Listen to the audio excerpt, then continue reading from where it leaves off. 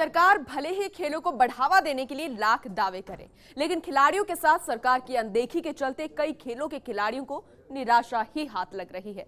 ना तो खिलाड़ियों के लिए मैदान मिल रहे हैं और ना ही खेलों का सम्मान इतना है कि अब चैंपियन भी सरकार की मदद के लिए इंतजार में टकटकी लगाकर बैठ गए हैं। ऐसे हालातों में आखिर कैसे खेलेंगे खिलाड़ी और कैसे रोशन होगा नाम मरु प्रदेश का? चलिए आपको एक रिपोर्ट दिखाते हैं।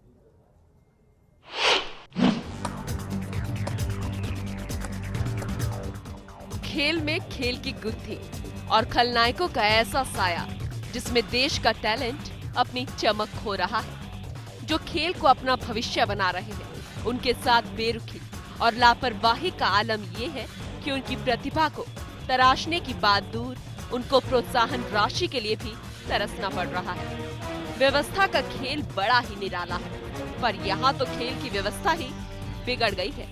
देश के सितारे गर्दिश में हैं और जिम्मेदार बेखबर बने हैं। देश में स्टार्टअप की बात के भोंपू और नए आइडियाज लाने के विचार के बीच मैदान में पसीना बहाकर अपने दम पर देश के लिए स्वर्णिम सफलता लिखने के लिए जूझ रही पीढ़ी को भी देख लीजिए। प्रदेश के कोटा जिले के जेके पवेलियन पर अभ्यास कर रहे ताइक्वांडो के ये खिलाड़ी प्रदेश के नाम पदकों की छड़ी लगाने में कोई कसर नहीं छोड़ते हैं।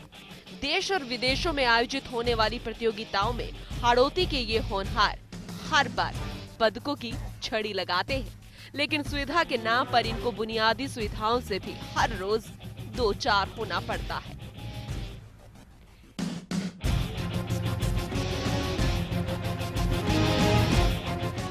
दो 2012 का जो इनामी घोषणा थी उसके अंदर से इन्होंने अभी तक कोटा के हमने 21 नाम दिए थे कोटा से खिलाड़ियों के, उनमें से 11 खिलाड़ियों को करीब मिला है। 10 खिलाड़ियों का आज तक को पैसा मिला नहीं है अभी तक।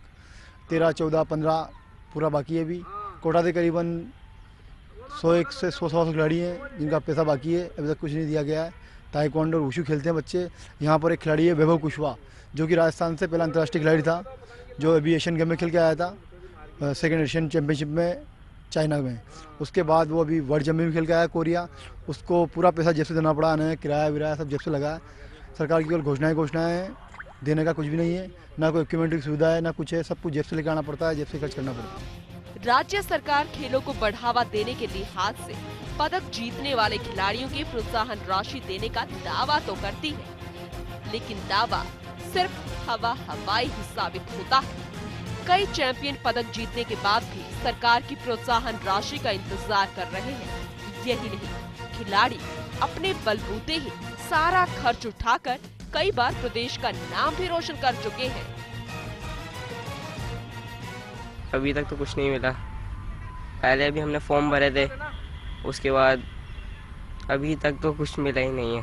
हमने अपने पैसों से गए थे वहाँ पे भी, ना फेडरेशन ना गवर्नमेंट किसी ने भी कुछ नहीं दिया। सब सुविधाएं मिलती है, कुछ मिलती हैं कुछ नहीं। सरकार ज़्यादा कुछ नहीं करती और सर अच्छी सब ट्रेनिंग कराते हैं। क्या लगता है आपको जो आप टूर्नामेंट जीत के आते हो उसके बाद सरकार की तरफ से कुछ इनाम वगैरह मिलता है? लगता तो है, लेकिन कभी मिलते मिलते रह जाता है।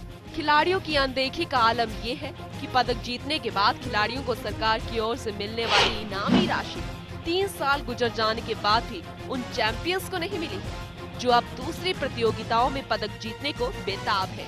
तो वहीं दूसरी तरफ विभाग खिलाड़ियों को सुविधाओं सहित प्रोत्साहन राशि समय पर मिलने का दावा कर रहा है। हम हर खिलाड़ी को सुविधा देने की पूरी कोशिश करते हैं और प्रोत्साहन राशि का है तो टाइम से राजस्थान राज्य क्रीड़ा परिषद प्रोत्साहन राशि देती आई है और आगे भी देगी।